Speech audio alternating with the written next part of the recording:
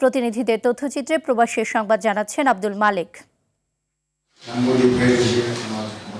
কানাডার টরেন্টোতে federation of Bangladesh associations in North America বা ফোবানার 40তম সম্মেলন অনুষ্ঠিত হতে যাচ্ছে। এক সংবাদ সম্মেলনে এ ঘোষণা করে কানাডা বাংলাদেশ সোসাইটি। সম্মেলনে উপস্থিত ছিলেন জ্যাকসন হাইটসের ব্যবসায়িক নেতা গিয়াসউদ্দিন আহমেদ, ফোবানার নির্বাহী সাধারণ সম্পাদক ফিরোজ আহমেদ সহ অনেকেই। ঘোষণা অনুযায়ী আগামী 4 সেপ্টেম্বর এবারের সম্মেলন অনুষ্ঠিত হতে যাচ্ছে। সম্মেলনের প্রধান অতিথি তথ্যমন্ত্রী জহিরুদ্দিন স্বপন, শাহনেওয়াজ গ্রুপের প্রতিষ্ঠাতা শাহনেওয়াজ ও রানু নেওয়াজ সহ অনেকেই উপস্থিত থাকবেন বলে জানান আয়োজকেরা।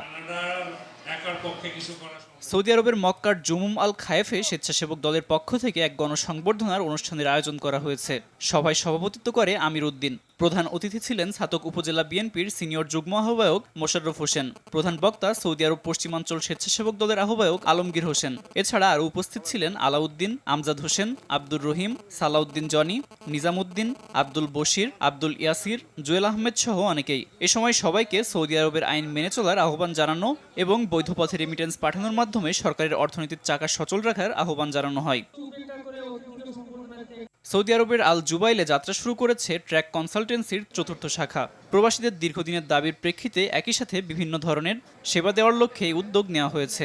এমন উদ্যোগের ফলে বহু বাংলাদেশি প্রবাসীর কর্মসংস্থানেরও সৃষ্টি হয়েছে। অনুষ্ঠানে উপস্থিত ছিলেন মোহাম্মদ নিজামুদ্দিন, মোহাম্মদ আতিক, জুনায়েদ আহমেদ, আবু সুফিয়ান, আবু সাইদ, সাবিদুর রহমান, মোহাম্মদ রায়হান এবং আল জুবাইলে বসবাসরত প্রবাসী বাংলাদেশি সহ অনেকেই।